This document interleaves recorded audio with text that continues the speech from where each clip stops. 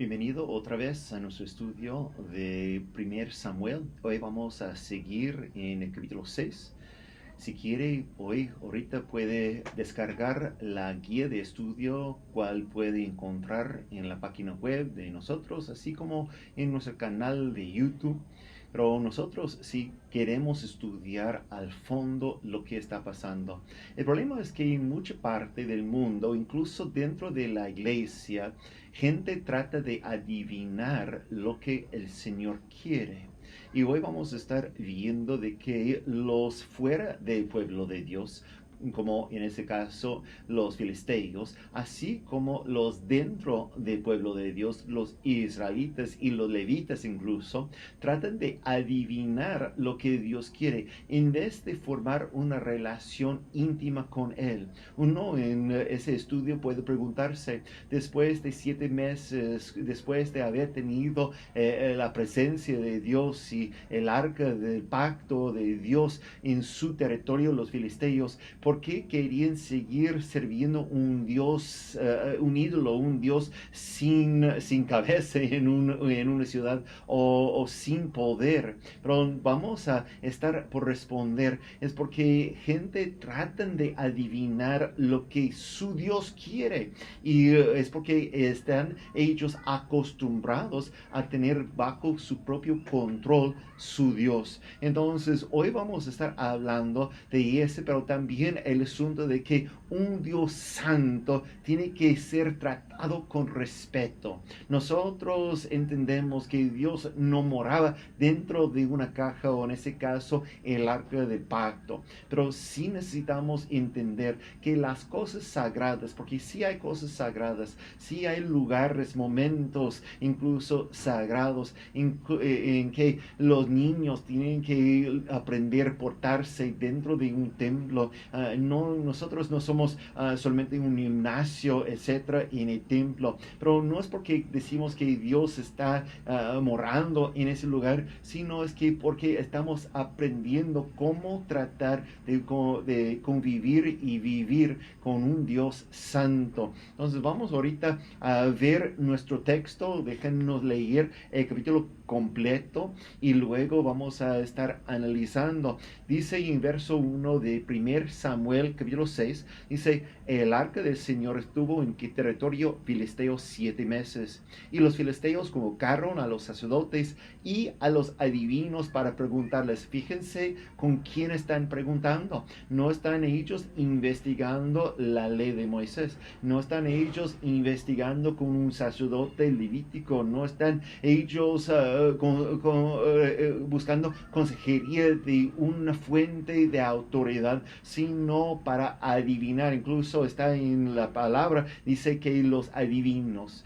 está para preguntarles, y dice: ¿qué vamos a hacer con el arca del Señor? Díganos de qué modo hoy o hay que devolverla a su lugar, porque está ya causando mucho dolor, mucho daño, mucha muerte en las ciudades. Si piensan devolverla, contestaron, no la manden sin nada. Tienen que presentarle a Dios una ofrenda compensatoria. Entonces recobrarán la salud y sabrán por qué Dios no ha dejado de castigarles. ¿Y qué le debemos ofrecer?, preguntaron los filisteos. 5 figuras de oro en forma de tumor, respondieron aquellos, y otros 5 en forma de rata, conforme al número de jefes filisteos, pues la misma plaga los ha azotado a ustedes y sus jefes. Fíjense que en capítulo 5 solamente estamos viendo de 3 de las ciudades, pero está indicando de que está ya la plaga por todo el territorio filisteo, no solamente de una ciudad en donde estaba en el momento el arca, sino en toda parte. Y dice: así que hagan imágenes de los tumores y de las ratas que han devastado el país, y den honra al Dios de Israel. Tal vez, y esa es una palabra importante, ellos dicen tal vez han devastado el país, o no, tal vez suavice su castigo o contra ustedes, sus dioses y su tierra. ¿Por qué se van a obstinar como lo hicieron los egipcios bajo el faraón. ¿No es cierto que Dios tuvo que hacerles daño para que dejaran ir a los israelitas? Ahora manden a construir una carreta nueva. Escojan también 2 vacas con cría y que nunca hayan llevado yugo. Aten las vacas a la carreta, pero encierren los becerros en el establo. Tomen luego el arca del Señor y pónganlo en la carreta. Coloquen una caja junto al arca con los objetos de oro que van a entregarle a Dios como ofrenda compensatoria. Luego dejen que la carreta se vaya sola y obsérvanla. Si se va en dirección a Bet-Semes, su propio territorio, eso quiere decir que el Señor es quien nos ha causado esta calamidad tan terrible. Pero si la carreta se desvíe por otro lugar, sabremos que no fue Él quien nos hizo daño, sino que todo ha sido por casualidad.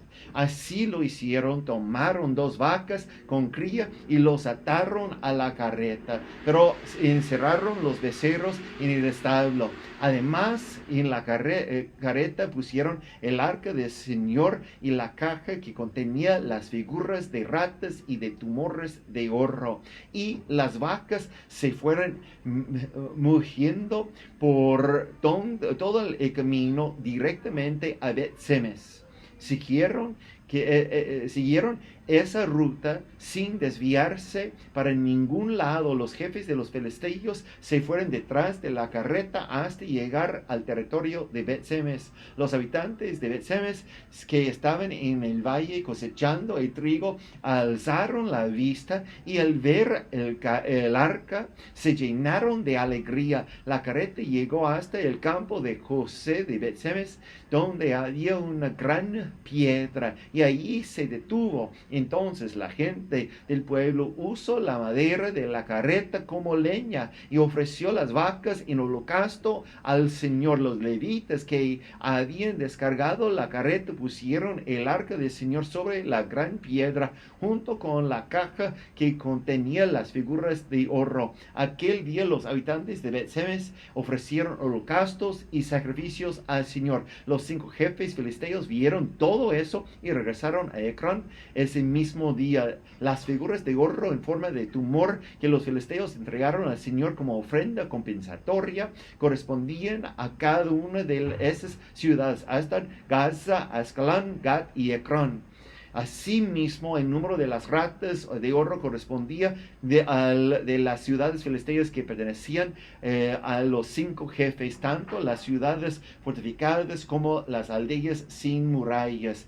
Y la gran piedra donde depositaron el arca del Señor permanece hasta el día de hoy como testimonio en el campo de Josué de Bet-Semes.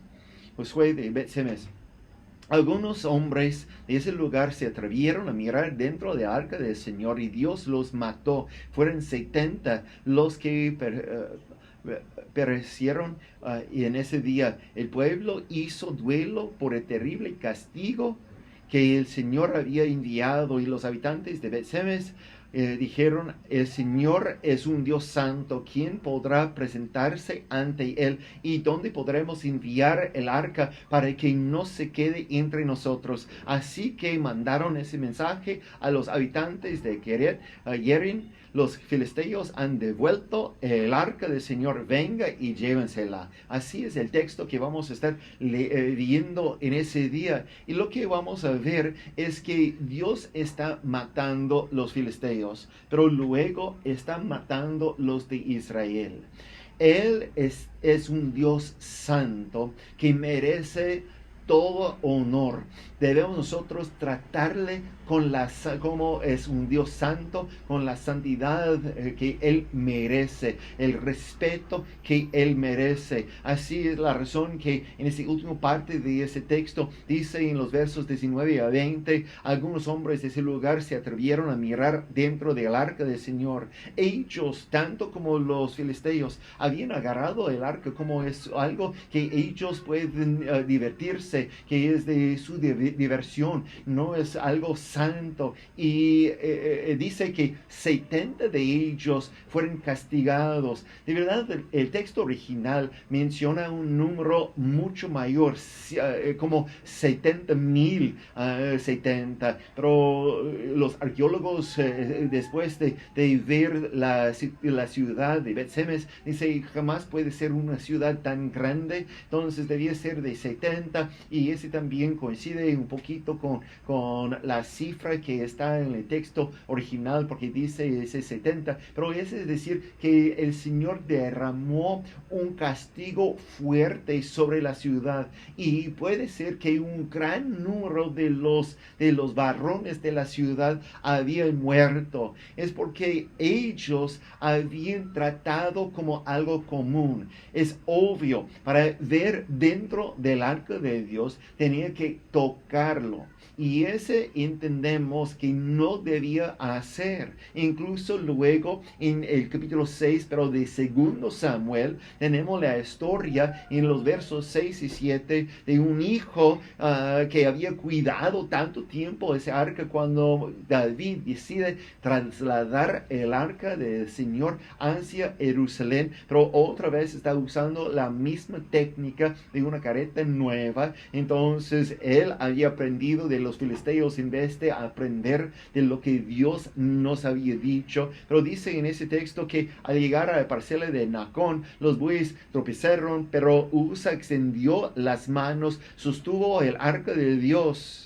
Entonces la guerra del Señor se encendió contra Usa por su atrevimiento, y lo hirió de muerte a sí mismo, de modo que Usa cayó fulminado junto al arca.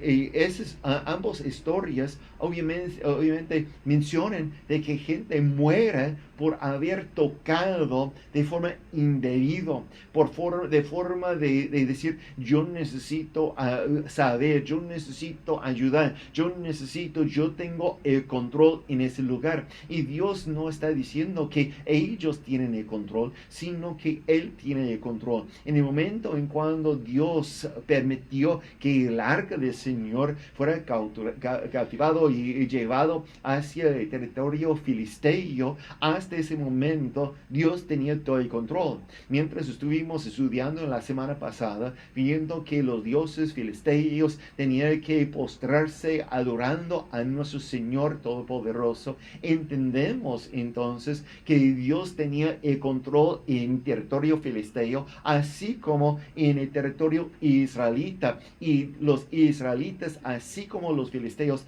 tenían que someterse a su autoridad. El problema que tenemos aquí es que todo el mundo trataba de adivinar lo que Dios quiere, en vez de preguntarle, en vez de estudiar. Hoy en día tenemos muchos quienes están esperando que un predicador, un maestro de la Biblia, les enseñe de lo que es, y es correcto que tenemos predicadores y maestros porque son oficinas, son ministerios que el Señor había ordenado para la iglesia, pero ese no es para decir que no debemos tener la misma obligación, el deber de estudiar y aplicarnos. Dice que esos sacerdotes y adivinos, en la primera parte de ese capítulo, estaban solamente adivinando qué es que Dios quiere, porque a ellos parece que todo ese puede ser por casualidad, dice. Entonces ellos dicen a los jefes, los líderes filisteos, que si quieren todavía devolver,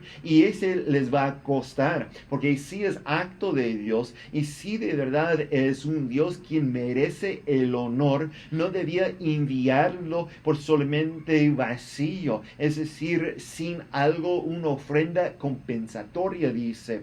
Es decir, que hemos pecado, reconocemos que no hemos tratado la forma correcta, y fíjense la forma que ellos tratan de recompensar el Dios de Israel, con un tumor de oro, con una rata de oro, 5 de cada uno. Están ellos adivinando que lo mismo que ellos quieren o piensan que tiene valor es de oro, también el Dios de Israel iba a apreciar. nosotros tenemos esa tendencia de que podemos ofrecer mordida a Dios. Podemos nosotros ofrecer lo que queremos para que el Señor haga lo que queremos nosotros. Y ellos están en ese mismo. Dice que los filisteos ya fueron culpables. ¿Culpables por qué? Porque habían manejado ese arca de Dios. Nosotros sabemos desde la ley de Moisés que el arca de Dios debía ser llevado por los sacerdotes. No podía estar en carreta. Esa es la razón que luego en capítulo 6 de 2 Samuel, cuando David trata de trasladar el arca de esa forma, ya entendemos que no está correcto. Y luego, después de aprender, David tiene que regresar y llevar de forma correcta el arca de Dios. Había estudiado entonces, pero ellos, los filisteos, tenía el arca con ellos y había manejado, había tocado, había puesto al lado de Dagón, su dios, su rey en ese caso, moviendo de lugar en lugar. Obviamente esas personas no fueron sacerdotes y ellos dicen, mira, todos nosotros estamos a punto de morir por esa plaga que ha llegado, ha caído sobre nuestras ciudades, sobre cada uno de nosotros, dentro de las ciudades fortificadas, así como las aldeas y lugares su muralla, dice. Y ellos dicen, mira, tenemos que ofrecer algo. Ellos están esperando de que esas ofrendas de oro, en forma de tumor y de ratas, pueden quitar la plaga de sus vidas, si es por Dios, porque ellos están ofreciendo lo que a ellos parecen bien por una ofrenda compensatoria. En Números capítulo 21 tenemos algo semejante en que una representación, algo de oro puede desviar el castigo de Dios, porque el pueblo de Israel en ese caso había pecado quejándose contra el Señor. Ese es cuando los serpientes llegaron en el desierto y comenzaron a morder a los israelitas, muchos muriendo. Y dice en ese Números 21 los versos 8 a 9, y dice, y el Señor le dijo, hazte una serpiente y ponla en un asta. Todos los que sean mordidos y miren vivirán. Moisés hizo una serpiente de bronce y la puso en un asta. Los que eran mordidos miraban a la serpiente de bronce y vivían. Entonces ya tenía ese en las historias, puede decir. Y no podemos engañarnos pensando que los filisteos no entendían, no sabían la historia. Incluso cuando los adivinos, los sacerdotes filisteos llegaban ante los jefes filisteos, ellos sabían la historia de Israel. Ellos casi están citando de verso por verso lo que Moisés había escrito en la historia oficial de Éxodo de los israelitas. Ellos están citando lo que pasaba con los de Egipto. Recuerda que dice ellos, porque están solamente por endurecer el corazón, tanto como Faraón y sus jefes. Ellos están ya enterrados de lo que había pasado antes con el pueblo de Dios, cuando no se trataba de honor y respeto al Señor Todopoderoso. Entonces vamos nosotros a ver lo que ellos dicen. Dicen en el verso 6 que debían dar gloria al Dios de Israel. Debía escribirle, debía honrarle, debía ofrecerle lo que ellos están pensando que es correcto. Los líderes filisteos están entonces exhortando de forma casi profética al pueblo: hónrale, glorifícale al Dios de Israel por todo lo que había pasado, diciendo que no debían endurecer el corazón. El problema es que aún con ese consejo muy sabio no es después de la salida de Dios. Dios no está en la palabra. Ellos no están diciendo que deberían arrepentirse. No están diciendo que deberían cambiar su Dios Dagón o Baal para el Dios de Israel. Ellos no están dando ese consejo. Solamente están tratando de aliviar la plaga que ha caído sobre sus vidas. Y ellos no quieren escribir ese rechazo, para endurecer el corazón. La verdad es que aquí tenemos un juego de palabra, podemos nosotros decir, con dos palabras hebreas. Esas dos palabras hebreas son kabod y kaved. Esos dos están volteando. Es decir, que en un momento está diciendo la gloria para dar gloria al Dios, y kaved es no endurecer el corazón, es como está traducido en nuestra nueva versión internacional. Pero lo que quiere decir es que hay dos opciones. Una opción es dar gloria a Dios y la otra opción es dar gloria a sí mismo. Y ellos están diciendo, en vez de solamente seguir pensando lo que quiere pensar, portando de la forma que quiere portarse, ellos están diciendo, ofrezca lo que Dios de Israel quiere. El problema es que están adivinando lo que quiere. No saben lo que quiere. Es precisamente lo que está en otros momentos, ya que hemos estudiado. Esas palabras están también presentes en los capítulos anteriores. Es decir, kaved, es decir, que dar honor a mí mismo. Ese es cuando en capítulo 2 de 1 Samuel y verso 29 dice, ¿por qué pues tratan ustedes con tanto desprecio los sacrificios, ofrendas que yo he ordenado que me tragan? Porque honras a tus hijos más que a mí. Cuando dice honras a tus hijos, ese es kaved. Ese es honor, lo que yo quiero dar honor, lo que yo quiero respetar, en vez de dar gloria a Dios. La gloria de Dios es lo que luego la esposa de Phineas dice que ha salido, ha abandonado. Dice en el capítulo 4 de verso 21 a 22, pero por causa de la captura del arca de Dios y por la muerte de su suegro y de su esposo, le puso al niño el nombre Icabod, para indicar que la gloria de Israel había sido desterrada. Exclamó, se han llevado la gloria de Israel. El arca de Dios ha sido capturada. Es lo que dice el texto. Y cuando dice del arca, está hablando de Kavod,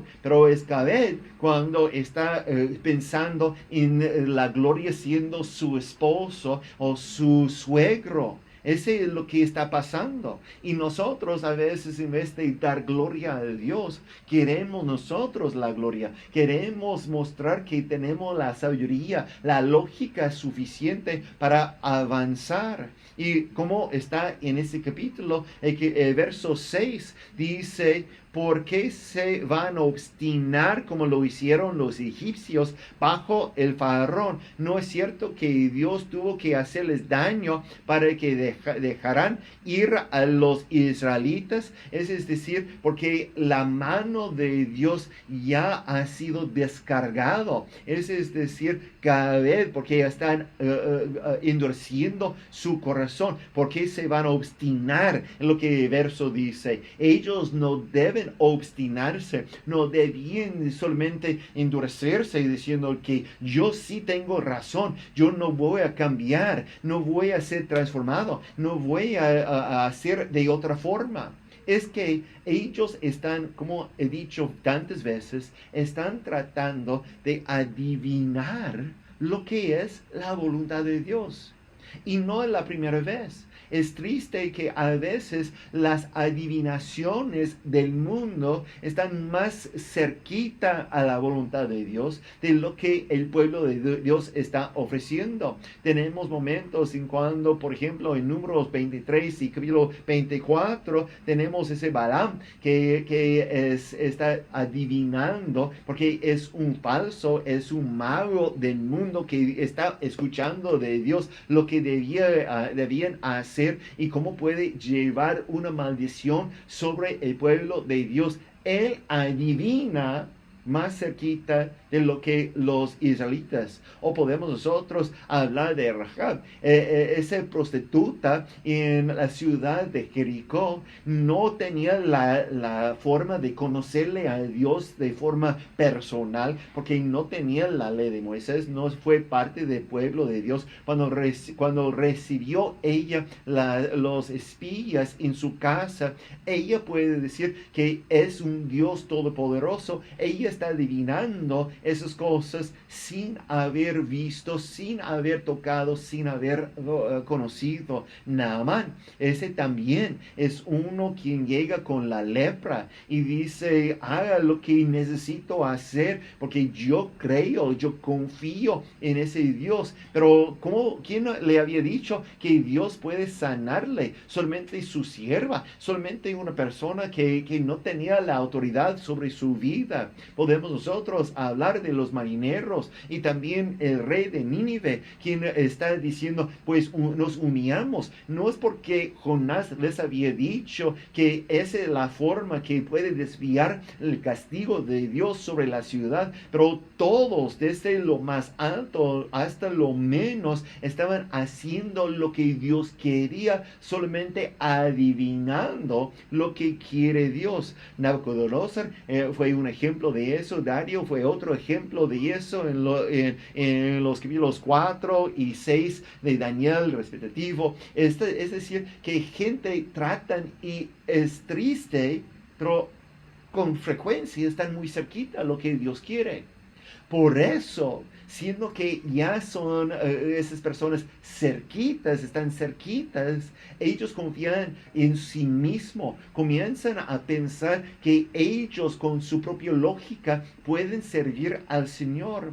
Ese trasladando hacia la iglesia puede ser un desastre porque las personas después de años aprenden a usar su propia mente en vez de tener mente transformada, en vez de ser personas quienes están doblando la rodilla día tras día en oración. Ellos no están pidiendo intervención de Dios mismo, sino ellos están pensando que tienen la autoridad y pueden hacerlo.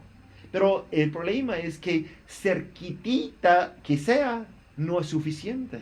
No podemos servirle a Dios por cerquitas, sino por 100%. Nosotros entendemos que la ley de Moisés en Deuteronomio, capítulo 28, Moisés nos dice que tenemos bendiciones en espera y también maldiciones esperándonos por solamente una condición: obedecer todo, no 99%. Si obedecemos todo lo que dice el Señor, entonces tenemos las bendiciones. Mientras si no obedecemos todo, si estamos adivinando, incluso agarramos 99% de lo que Dios quiere por el 1% de lo que falta, entonces ya no podemos disfrutar de las bendiciones, sino de las maldiciones. Tenemos que aprender servirle al Señor como Él quiere, porque cuando llega al lugar de Israel, y voy ahorita brincando hacia el verso 14,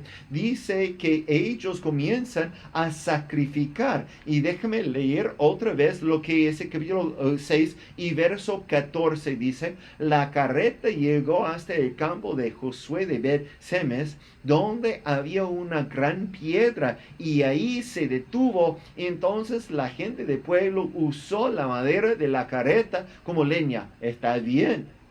Pero luego, fíjense lo que dice, y ofreció las vacas en holocausto al Señor, y tenía la presencia de los levitas, quien debía saber la ley de Dios. Dice, los levitas que habían descargado la carreta, entonces estaban presentes antes. Ellos, dice, habían descargado la carreta y pusieron el arca del Señor sobre la gran piedra junto con la caja que contenía las figuras. Aquel día los habitantes de Bet-Semes ofrecieron holocaustos y sacrificios al Señor. Y uno puede decir, wow, qué bueno, una celebración. Pero yo les voy a decir que no fue una celebración.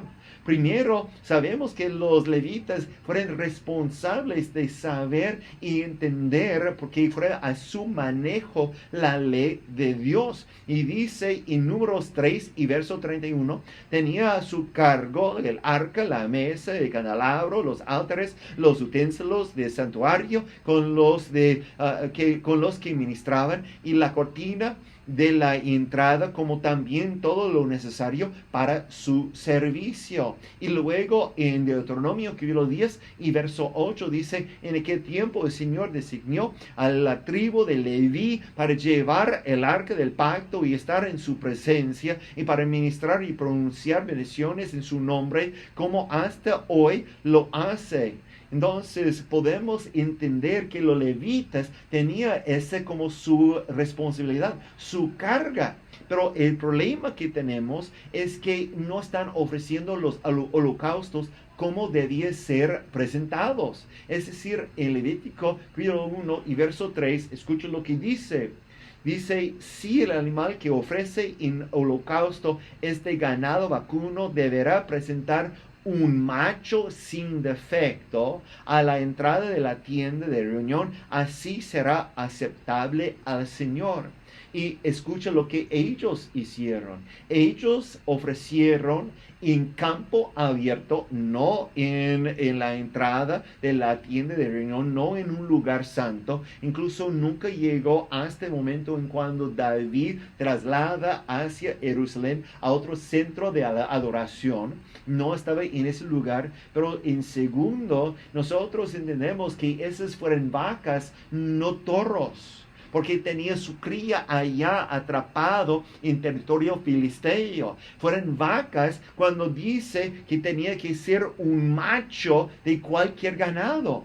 Dice en el verso 5 de ese mismo Levítico 1, dice, después degollará el novillo ante el Señor, y los hijos de Aarón, los sacerdotes, tomarán la sangre y la derramarán alrededor del altar que está en la entrada de la tienda de reunión. Esas fueron las instrucciones de Dios. Y mientras ellos están en campo ofreciendo un holocausto que no debía ofrecer al Señor, la leña está bien, pero el lugar y las vacas, esas no están bien. Otra vez en Levítico 22 y versos 18 a 19 dice que les dijera a Aarón y a sus hijos y a todos los israelitas: si alguno de ustedes, sean israelita o extranjero residente en Israel, presenta un holocausto al Señor para cumplir un voto o como ofrenda voluntaria, para que sea aceptado, deberá presentar un macho sin defecto de entre ganado, vacuno, ovino o cabrio. Y ese es un problema, es un gran problema. Y uno puede decir, estamos celebrando, pero está conectado con eso del desrespeto. La falta de respeto fuera mostrado en el asunto que los levitas no llegaron diciendo: mira, quitamos ese arca del Señor de la carreta porque no debía ser portado así, cargamos sobre los hombros nosotros los levitas como debía ser, regresamos a Silo, allá vamos a ofrecer holocaustos, los machos, cabrios, etc. Pero no hicieron. Ellos trataban de hacer algo propio sin tener la razón de la ley, solamente por su lógica, dice, vamos a celebrar, aquí está el arca de Dios, aquí tenemos incluso animales, vamos a ofrecer holocaustos. Y en todo el contexto tenemos esa parte que dice que unos hombres del lugar intentaron mirar adentro. No sabemos todo lo que estaba pasando en eso. Puede ser que ellos pensaban que hay más oro allá, en vez de solamente el oro que había puesto en la caja al lado. No sé qué estaban buscando para mirar adentro del arca de Dios cuando ellos sabían que no debía. Pero ya tenía ese ambiente en que no estaban cumpliendo a pie de la letra de Dios, de la ley de Dios. Y por eso dice que esas personas fueran ya matados, fueran ya pegados por la gloria de Dios, y unos 70 murieron en ese momento, de tal manera de que ese pueblo quien podía recibir bendiciones, porque por mucho tiempo tenía la bendición en otra parte, pero ellos en ese caso habían recibido un toque de la ira de Dios por adivinar lo que quiere y no tratarle como el santo de Israel como debía. Entonces dice que también la mano de Dios fue descargado sobre ellos también, no solamente sobre las ciudades de los filisteos, como en el caso que estuvimos leyendo en la semana pasada, pero en ese caso es lo mismo. Por no haber tratado a Dios como el Dios santo, Dios descarga su ira sobre la ciudad. 70 en ese mismo momento estaban ya matados. Esa palabra que está diciendo aquí en ese verso de descargar la mano de Dios sobre el pueblo, y déjeme leer otra vez como dice en verso 19, algunos hombres de ese lugar se atrevieron a mirar dentro del arca del Señor y Dios los mató. Fueron 70, y cuando dice y Dios los mató, es otra forma de decir que la mano de Dios fuera descargada, es decir, una matanza en eso. En todos los otros lugares de la palabra de Dios, en todo el Antiguo Testamento, habla de muchas personas, y por eso es confuso si fuera 70, 7,000, quién sabe cuántos hombres fueron matados, pero ya fue horrible en la ciudad de Bet-Semes. Y por ejemplo, en Josué capítulo 10 y verso 10 dice, a su vez el Señor llenó de pánico a los amorreos ante la presencia del ejército israelita, y ese les infligió una tremenda derrota. La palabra tremenda derrota es la misma palabra que tenemos aquí. No fuera solamente 70 o a lo mejor 770 es una combinación de números, y ese es el problema, que no sabemos precisamente cuántos fueran, pero fuera una derrota, fuera una cantidad severo. Lo mismo tenemos en Jueces, capítulo 11 y verso 33, dice, derrotó 20 ciudades. Y ese derrotar es casi matar a todo el varón presente en la ciudad.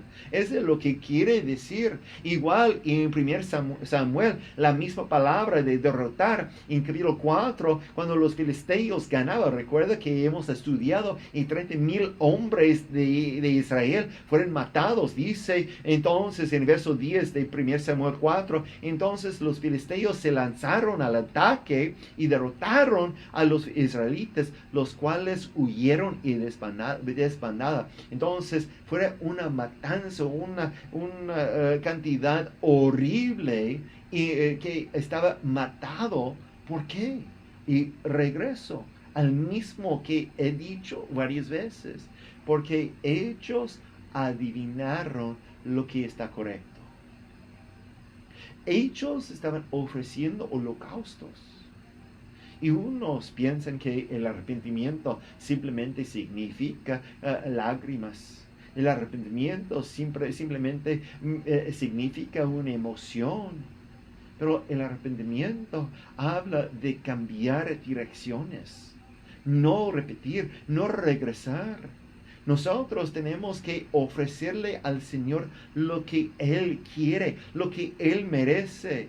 Aquí es irónico lo que está pasando, porque tanto como fue una derrota, una matanza muy grande en Israel por parte de los filisteos en capítulo 4, luego en capítulo 5 Dios lo hace con los filisteos en las ciudades y luego en capítulo 6 lo hace con los israelitas el mismo. Porque no está tratando, ellos no están tratándole como con la santidad que Él merece. Entonces ellos comienzan con esa pregunta y quiero leer otra vez el verso 20, lo que dice: y los habitantes de Bet-Semes dijeron, el Señor es un Dios santo. Sí, pero escucha la pregunta. Dice, ¿quién podrá presentarse ante Él? La lógica puede contestar. No estoy abogando por la lógica, porque no queremos usar la lógica en cumplir la voluntad de Dios. Pero la respuesta encontramos en la palabra de Dios. Sin la santidad nadie verá al Señor.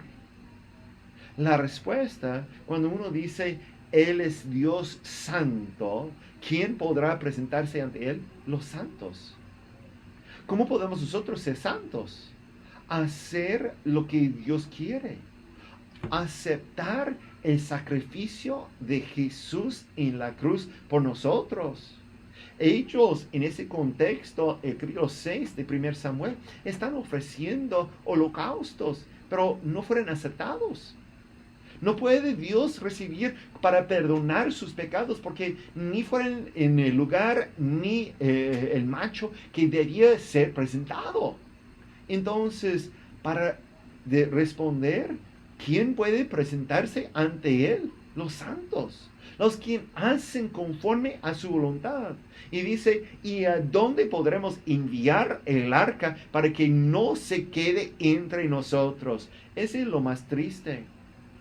Porque el pueblo de Bet-Semes tenía la oportunidad de recibir la bendición de la presencia del arca de Dios con una representación de su santidad, y ellos, en vez de agradecerle al Señor, en vez de abrazarle al Señor, en vez de buscarle al Señor, ellos dicen, ¿a dónde podemos enviarle? Porque no podemos soportar ese problema.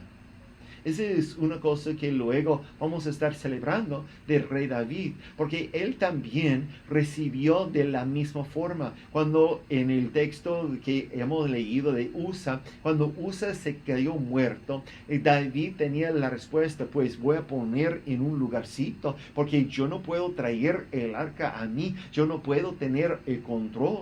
Pero luego, después de unos meses, David está enterado de dos cosas. Primero, las bendiciones de Dios sobre la casa en donde está el arca de Dios, pero también está enterado de lo que faltaba la primera vez. Había estudiado, y él, en vez de decir, yo no quiero que el arca está conmigo, él iba a decir, yo sí quiero. Incluso y entra a Jerusalén bailando, danzando, brincando con gran gozo. Pero el pueblo de Bet-Semes tenía la otra respuesta. Plenamente dijeron, mira, llévalo afuera. No queremos tampoco la presencia de Dios. Ellos, igualito como las ciudades de los filisteos, dicen, a nosotros tampoco queremos, porque el Señor nos va a matar en toda parte. El problema aquí que tenemos es que uno no puede presentarle ante el Señor con las manos vacías, pero tampoco puede presentarse ante el Señor con las manos ofreciendo lo que Dios no quiere.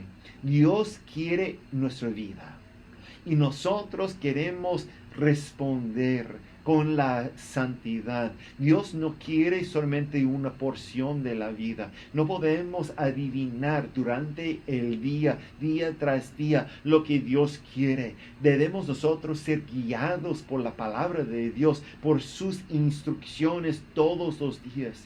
No debemos leer solamente como un mito o una fábula en las escrituras, sino tenemos que aplicar. No podemos modificar, no podemos torsionar ninguna palabra, sino agarrando todo. La misma viene no solamente del Antiguo Testamento, pero también del Nuevo Testamento. Tanto como en Deuteronomio capítulo 28, cuando Moisés nos dice que debemos observar todo lo que está escrito en la ley para recibir las bendiciones. Luego en Apocalipsis, Jesús dice casi la misma cosa, que si quitamos de esa palabra, si robamos, si no cumplamos con todo lo que dice Dios, entonces Él tampoco va a bendecirnos, tampoco podemos tener derecho por la vida. Pero cuando estudiamos, cuando aplicamos a todo, entonces somos benditos, somos listos para recibir